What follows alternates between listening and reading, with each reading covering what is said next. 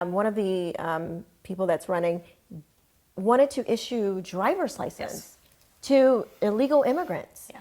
Now, I am all for immigration. However, you have to come here legally. And one of the things that's very concerning, not only giving them a driver's license, but the implications of that, but also those people who have been standing in line, Right. who have been waiting, and what that says about our city and what that says about our country, that we don't care about the laws, that we don't care about what our founding fathers have, set forth to say, okay, this is these are the parameters that you have to work within. Right. And so, as coming from a family that has had to literally escape from a government that was extremely tyrannical and brutal to its citizens. Can you just explain to people why that's so offensive and what that means for not only people coming from these tyrannical governments like Cuba, but what it means when you are waiting in line and you see other people just are given these handouts, so to speak, when they haven't deserved it yet. Right. It's a huge issue. I mean, it is, like you said, it's very personal to me.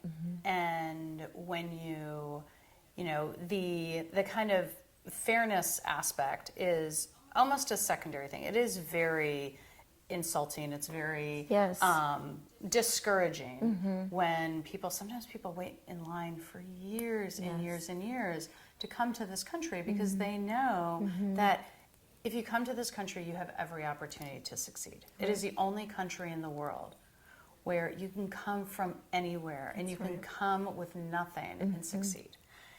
And that's what makes us so amazing. Right. But you have to do it legally, and to reward the breaking of a law at the beginning and say, okay, well, you did that one, but we're going to, be okay with that, is that can't happen. Right. Because then what you're doing is you're setting the stage for not actually imposing the laws, not actually following through with them. And my work on human trafficking, people need to understand that right now it is more lucrative for people to traffic children across the border than it is drugs. And so when you think of that and think of all the people that are going, families, and again, I look at it as a mom, right? Yeah.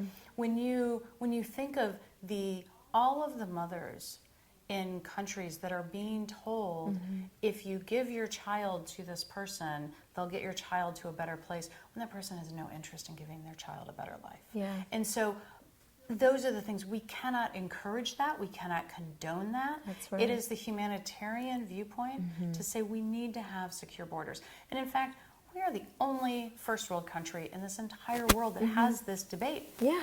Everyone else has secure borders. It is not, somehow there's this narrative that it's not the humanitarian viewpoint to say there are rules. Right. There are rules and people need to follow them. And